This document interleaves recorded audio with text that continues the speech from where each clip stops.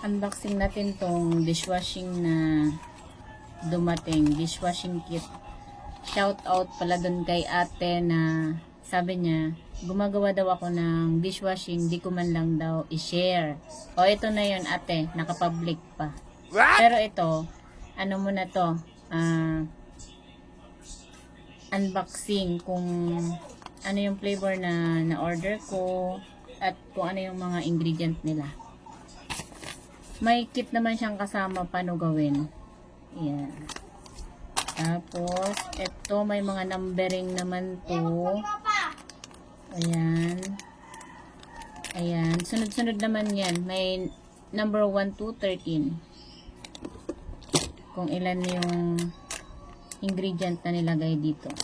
Tapos, ang flavor na kinuha ko ngayon ay lemon, ay kalamansi.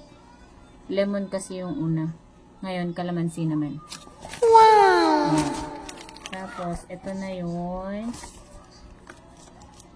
Number 10. Hanapin natin number 1. Ito. Yung number 1 na ingredient nila. Ayan. At, ito. Tapos, dito sa kit, ayan. May step by step naman siya paano gawin.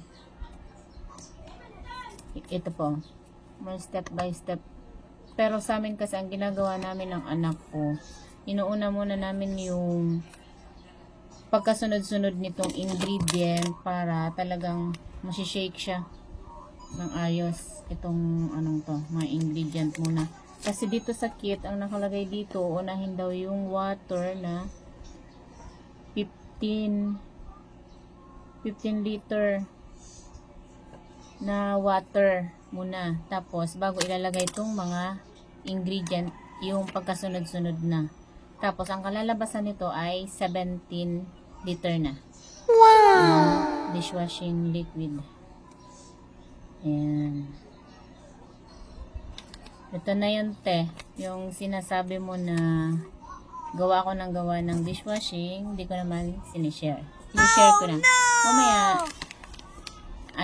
videohan ko din yung paano namin to gagawin. Tutulong kami ng anak ko para gawin to mamaya. Itong dishwashing na to. Kay ice cream ka ba? Anong flavor ba? Yung abayang tiko. 20. Dua.